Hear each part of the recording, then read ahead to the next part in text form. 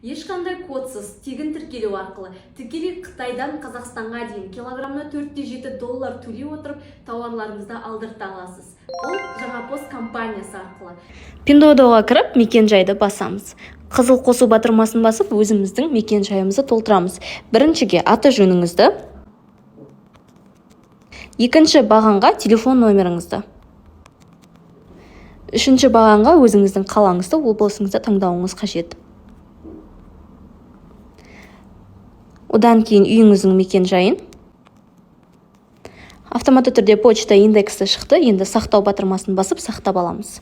Болды. Енді тауарға тапсырыс берген кезде, кез келген тауар таңдайық.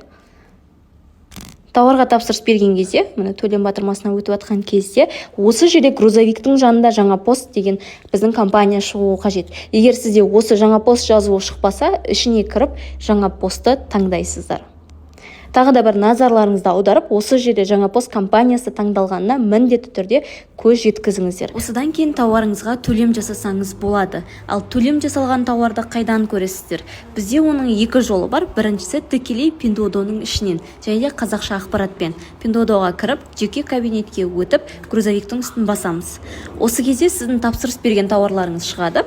Мысалы, мына тауардың ішіне кіріп, ақпаратты алайық. Жасыл грузовиктің үстін басамыз, және астыға басу батырмасын басып, толық ақпараттарды аламыз. Өздеріңіз көріп тұрғандай, ақпараттар қазақша берілген, және оның уақытта жазылған, яғни күні мен минуты, сағаты барлығы жазылған.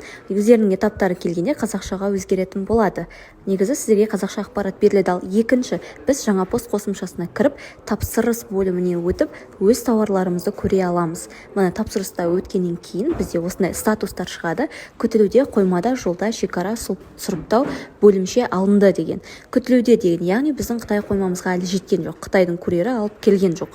Қоймада, біздің Қытай қоймамызда, жолда, шекара, яғни ол түсінікті. Сұрыптау деген біздің Алматы қоймасында филиалдарға таратылу жұмыстары. Осы процесс сұрыпталуға жатады. Бөлімше деген сіздің таңдаған бөлімшеңізге келеді. Осы жерде тауарыңызды аласыз. Мысалы, біздің бөлімшеде қазір 8 тауарымыз тұр. Ішіне кірейік. Кірген кезде біздің тауарларымыздың барлық ақпараттары беріледі. Тіпті оның килограммы мен қанша ақша төлеу керектігі де көрсетіледі. Алдын ала төлем жасасаңыз да болады. Өте ыңғайлы қылып жасалынған. Мына осы жерде бөлімшеге келген тауарларыңыздың барлығын көре аласыздар.